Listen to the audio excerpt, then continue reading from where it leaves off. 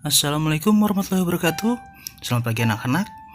Kali ini kita akan melanjutkan pembelajaran materi tema kita, yaitu tema 4C, subtema 1, pembelajaran 3 dan 4. Silakan kalian simak video berikut ini. Hewan dan tumbuhan di lingkungan rumahku.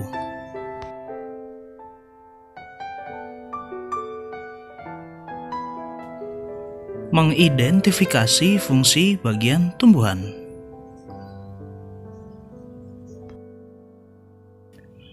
Fungsi bagian tumbuhan. 1. Akar. Akar adalah bagian tumbuhan yang biasanya tumbuh di dalam tanah. Contoh akar ada akar tunggang dan juga akar serabut. Akar berdasarkan fungsinya. Akar berfungsi mengambil uap air dari udara, contohnya akar pohon beringin. Berfungsi untuk bernafas dan mengeluarkan zat tertentu seperti garam, contohnya akar bakau jenis api-api. Berfungsi untuk membantu tegaknya tumbuhan, contohnya akar randu. Berfungsi sebagai penahan tumbuhan agar tidak roboh, contohnya akar pandan.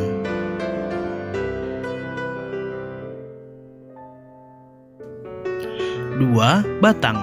Ada dua jenis batang pada tumbuhan, yaitu batang berkayu dan batang basah. Ciri-ciri batang berkayu yaitu batang keras, berwarna coklat, dan sulit dipatahkan. Sedangkan ciri-ciri batang basah, batang lunak, berwarna hijau, dan mudah dipatahkan. 3. Daun. Daun adalah tempat terjadinya fotosintesis. Bentuk daun umumnya pipih dan melebar. Daun umumnya berwarna hijau. Coba kalian perhatikan bagian daun di samping.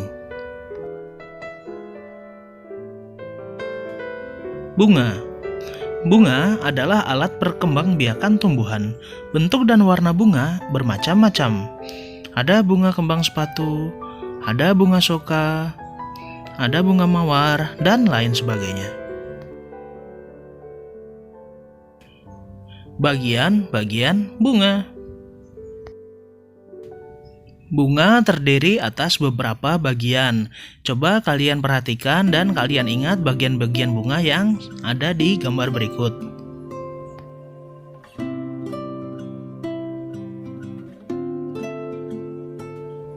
Biji dan buah. Biji mengandung calon tumbuhan baru. Fungsi buah adalah untuk penyebar biji.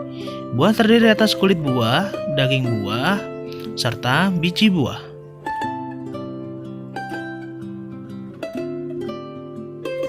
Berikut ini Bapak memberikan contoh tumbuhan dan manfaatnya.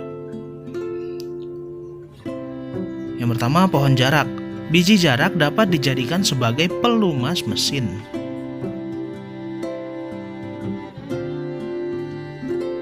Kemudian ada temulawak, lengkuas, serta jahe.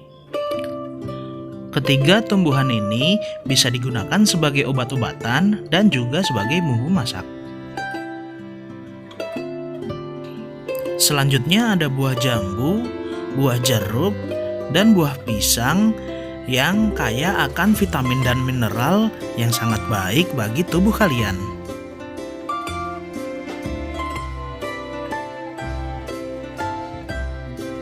Tumbuhan selanjutnya ada pohon kelapa sawit. Kelapa sawit bisa digunakan sebagai bahan baku pembuatan minyak goreng. Beberapa tanaman juga bisa dimanfaatkan untuk memperindah suatu ruangan ataupun taman karena keindahan dari tanaman tersebut. Berikut ini ada beberapa cara menjaga kelestarian tumbuhan. Yang pertama, melakukan reboisasi atau penanaman kembali. Yang kedua, menanam tanaman di halaman rumah. Yang ketiga, menjaga dan merawat tanaman dengan cara menyirami tanaman secara rutin.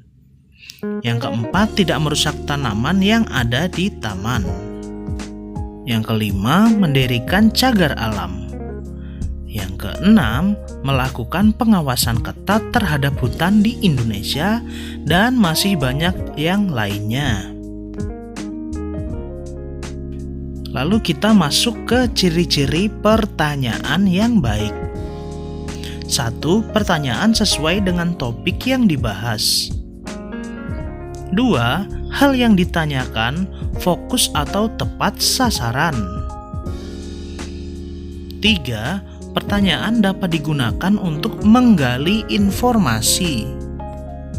4. Jawaban dari pertanyaan adalah uraian panjang yang berupa penjelasan. 5. Pertanyaan satu dan yang lainnya itu saling berkesinambungan atau saling berhubungan. 6. Kalimat tanya diawali dengan kata tanya. Misalnya, apa, siapa, di mana, kapan, berapa, mengapa, dan bagaimana. Dan yang ketujuh, kalimat tanya disusun sesuai dengan ejaan bahasa Indonesia.